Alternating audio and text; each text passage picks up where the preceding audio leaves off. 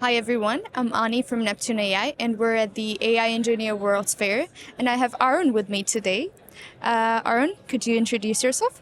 Sorry, yeah, thanks, Annie. Arun Prasad. I am founder for a company called AI Whispr based out of Sydney, Australia. We do a lot of supervised fine tuning in the compliance regulatory space, financial space. So enjoying out here at the Neptune AI booth out here, learning a lot of things what you guys do, and yeah, super excited for Neptune. Thank you. Tell me more about the product.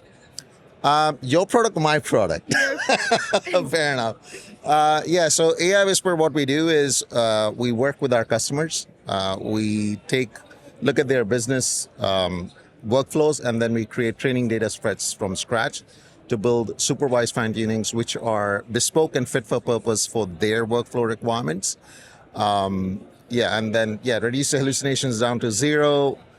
We use a lot of tools along the way to basically deliver, I would say probably one of the best, ways to deliver supervised fine-tuned models for their workflow. So yeah, that's exactly, especially in regulatory and compliance space. Yeah. And what do you think will remain a challenge in your space in the next 2 to 3 years? Okay. Yeah, I think the main challenge is, to put it bluntly, I don't think foundational models are very good at a regulatory landscape and compliance landscape. Even this morning, I was showing to someone like a lot of the big, some of the two most well-known ones also, they get a lot of regulations wrong, even if you're using things like RAG. So one just has to be careful, because in a professional space, I don't think the foundational model. So I think I kind of get a funny feeling that we'll probably be balancing, I think, for the next 2-3 years. I think that one of the biggest challenges for businesses in a professional landscape will be, do we go with a very big foundational model, or do we do smaller open source models like Mistral, Llama 3, where we work with the big foundational models. Also, deciding between the two is going to be a big challenge, because people get attracted by big models, but when they don't want, they're like, oh God, we've gone down this route.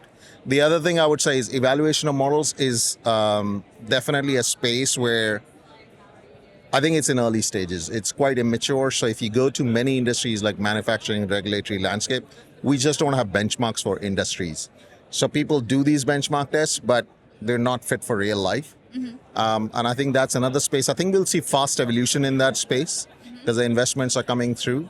But I think that challenge will remain maybe for a year, 2 years, until we catch up. So I think those two spaces are going to be quite big in the real life application in a professional landscape for AI models. Yeah.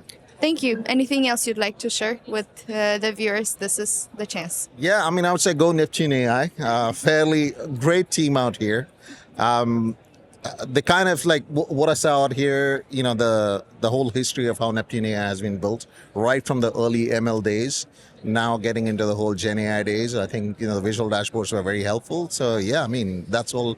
I think I was quite impressed. So good luck for you guys. Yeah. Thank you. Good luck to you too. Thank you very much, Annie. Have a good day. Thanks.